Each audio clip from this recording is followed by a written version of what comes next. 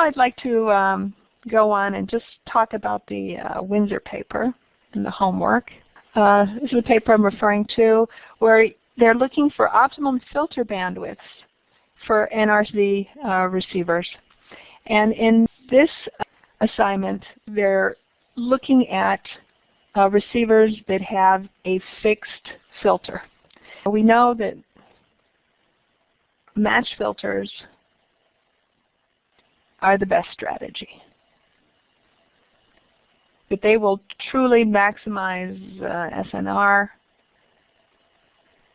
and give you the maximum a posteriori estimate of the bit. So they're good in that respect, but they're bad in another respect is that they're channel dependent.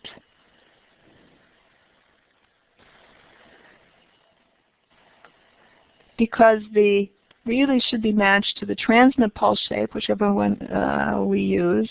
Okay, am I going to do it in the frequency domain?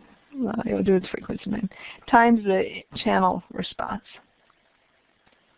And this is what the match filter should be matched to. And sometimes I just don't know the channel.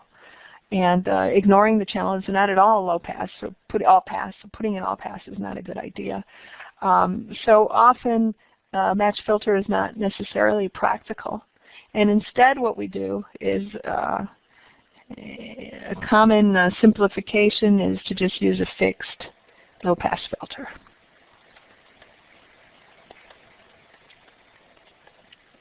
And then the question is posed, well, what bandwidth should I use for the fixed low-pass filter? And there are some rules of thumb in certain additive white Gaussian channels. What would be a reasonable bandwidth for the low-pass filter, and in some cases there's actually a standard. So in this paper they talk about the Sonnet standard, and the Sonnet standard was to use a 0.75 R bandwidth fourth order Bessel function.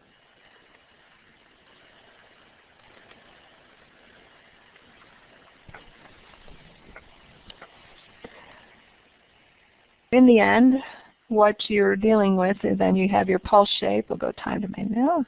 Convolved with your channel response and pulse response. Compulsed with this sort of low-pass filter, which you're using because the standard says so, or because you really don't know what to use, and so that's convenient. What is the effect of this analog filter? So that's the question that's being asked. If the 0.75 R worked in systems which were maybe WDM multiplexed, but very, very widely spaced. The signal width was much smaller than the width of the optical bandwidth. Then this rule of thumb that became the standard for Sonnet would be fine. But new systems where we suddenly want to be more spectrally efficient, and in the paper they talk about trying to become more dense WDM, which means that you're doing the electrical bandwidth and the optical bandwidth are getting closer in value, which has an impact on what might be the best strategy for that low-pass filter. The kinds of optical filter shapes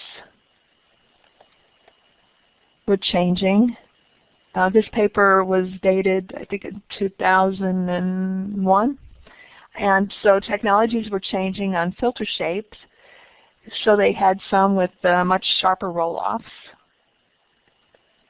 which would facilitate the denser values. Yes, I had a question?